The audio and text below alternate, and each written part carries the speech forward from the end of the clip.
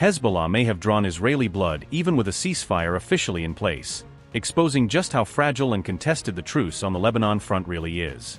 Another IDF reservist appears to have driven into a deadly trap in southern Lebanon, where an explosive device killed Lidor Porat and wounded 9 other soldiers. Trump's boast about ending his 10th war may already be unraveling, as Israeli casualties continue to mount despite the ceasefire announcement. An IDF reservist was killed and 9 other Israeli soldiers were wounded in southern Lebanon on April 18, marking another deadly incident along the tense northern front. One of the wounded Israeli soldiers was also left in serious condition, underscoring the severity of the blast and the danger facing troops operating in the area. According to the Times of Israel, citing the Israeli military, the soldiers were struck by an explosive device during operations in southern Lebanon. The slain soldier was identified as Sergeant First Class Lidor Porat, whose death added to Israel's growing list of battlefield losses in the Lebanon conflict. Porat, 31, was from Ashdod and served in the 769th Hiram Regional Brigade's 7106th Battalion, according to the report. The initial IDF probe said an engineering vehicle drove over a bomb that had allegedly been planted by Hezbollah in the area. The incident took place during operations inside IDF-controlled territory in southern Lebanon, where Israeli forces were continuing activity despite the ceasefire. Soldiers had reportedly been stationed there to secure heavy machinery operating on the ground, according to the Times of Israel. The wounded troops were airlifted to hospital for treatment, and the Israeli military said their families had already been notified. Notably, the incident occurred even as a ceasefire remained in place in Lebanon, highlighting the fragile and volatile nature of the truce. Following the blast, the Israeli military reportedly struck several targets in the surrounding area in response to the attack. The IDF is still probing further details surrounding the incident as it works to establish exactly how the bombing unfolded. With this latest casualty, Israel has now lost at least 14 soldiers since the start of the Lebanon war, according to cited military reporting. More than 650 IDF soldiers have also been wounded in varying degrees since the conflict began, according to Al Jazeera.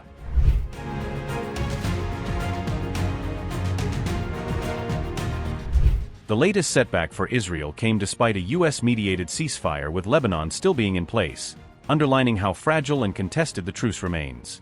After the truce was announced, Donald Trump claimed it was the 10th war he had ended, presenting the ceasefire as another major diplomatic victory.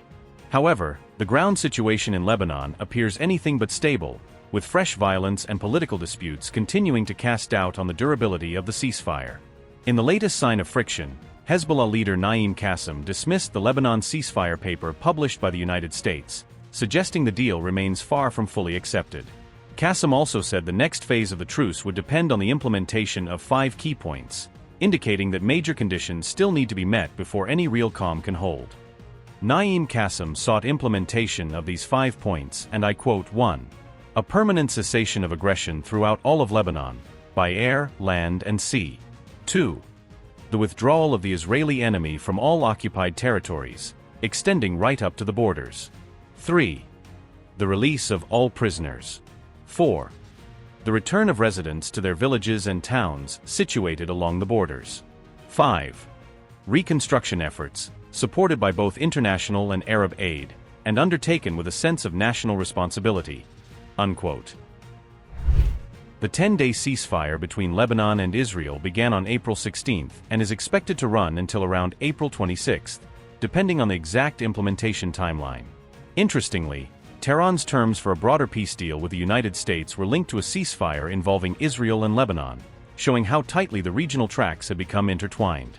However, just hours after the ceasefire was announced, Israeli officials made clear that the military campaign was not yet finished, signaling that the truce did not mean a full end to Israel's operations or objectives in Lebanon. We are inside Lebanon in the midst of a war against Hezbollah with a freeze and a ceasefire for 10 days. The IDF holds and will continue to hold all the places it has cleared and occupied. The security zone has been cleared of terrorists and weapons and is empty of residents, and continue to be cleared of terrorist infrastructure, including the destruction of houses in Lebanese contact villages that have become full-fledged terrorist outposts. Alongside this, the security zone, from the security area up to the Litani line, which is currently under fire control by our forces, has not yet been cleared of terrorists and their weapons. This will have to be accomplished either through diplomatic means or by continuing the military operations of the IDF after the ceasefire. If the fire resumes, those residents who return to the security area will be required to evacuate to allow the completion of the mission. Also, the attack on Hezbollah's launch areas and power centers, beyond the Litani River and throughout Lebanon, which we started and planned to advance with great intensity, has now ceased before achieving its goals and will need to be renewed and carried out.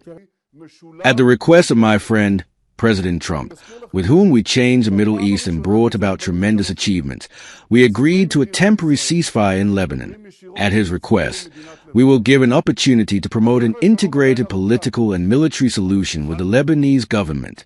And I remind you, for the first time in 43 years, representatives of the State of Israel are speaking directly with representatives of Lebanon. The road to peace is still long, but we have begun it. People ask me, what have we accomplished in the North? And my answer is, we have brought about monumental achievements. There were two threats emanating from Lebanon, a near threat and a distant threat. The near threat, the infiltration of thousands of terrorists into our territory and anti-tank fire toward our communities.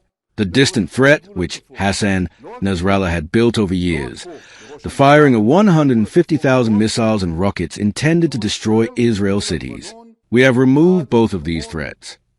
For the first time, we created a deep security buffer zone along the entire northern border, not just in Lebanon, along the entire Lebanese border up to Mount Hermon, through the Golan Heights, and down to the Yarmouk.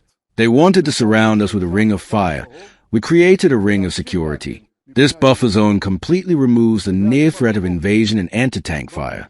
The IDF is stationed there, at the Yellow Line, to continue defending against the near threat. Regarding the distant threat, we have destroyed 90% of the missile and rocket stockpiles that Nasrallah built. We eliminated Nasrallah himself. We stunned them with the Pagas. We eliminated thousands of terrorists. The Hezbollah of today is a shadow of its former self compared to the boastful days of Nasrallah. But I say honestly, we have not yet finished the job. There are things we plan to do regarding the remaining rocket threat and the drone threat, which I will not detail here.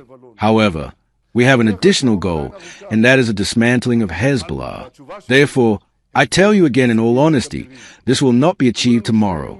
It requires sustained effort, patience, and endurance, and it requires wise navigation of the diplomatic field.